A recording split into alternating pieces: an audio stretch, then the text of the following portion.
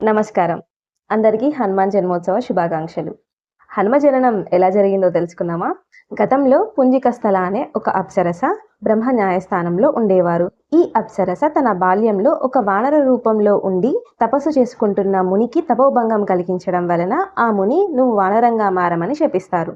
తన తప్పు తెలుసుకున్న అప్సరస శాప విమోచనం కొరకు కోరుకుంటుంది. ముని శాంతించి నీవు వానర రూపంలో ఉన్నా కూడా శివుని అవతారమైన శివునకు జన్మనిచ్చాక నీకు శాప విమోచనం కలుగుతుందని చెప్తారు.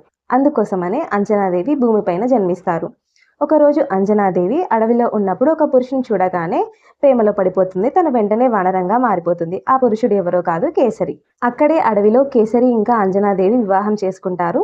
తర్వాత శివునికి పూజలు చేస్తూ తపస్సు చేయడంతో శివుడు అనుగ్రహించి ప్రత్యక్షమై వరం కోరుకోమనగానే తనకు ముని ఇచ్చిన ఆ శాపం గురించి తెలియజేసి శివుడిని తనకు కుమారుడిగా జన్మించమని కోరుతుంది. వెంటనే శివుడు అంగీకరిస్తాడు. మరోవైపు పుత్రకామిష్టి యాగం చేస్తారు దశరథ మహారాజు సంతానం కోసం. తృప్తి చెందిన అగ్నిదేవుడు పాయసం ఇస్తారు. ఈ పాయసాన్ని దశరథ మహారాజు కౌసల్యాదేవికి అందరికీ పంచుతారు. ఇందులో కొంత భాగాన్ని మహాదేవుడు అంజనాదేవికి ఇవ్వమని వాయుదేవుడిని ఆజ్ఞాపిస్తాడు. అంజనాదేవి తపస్సు చేస్తున్న స్థలంలో ఈ పాయసాన్ని చూసి శివుని దీవెనగా భావించి ఆ పాయసాన్ని త్రాగుతుంది. తనకి వానర రూపంలో ఉన్న శివ అవతారమైన ఆంజనేయుడు జన్మిస్తాడు.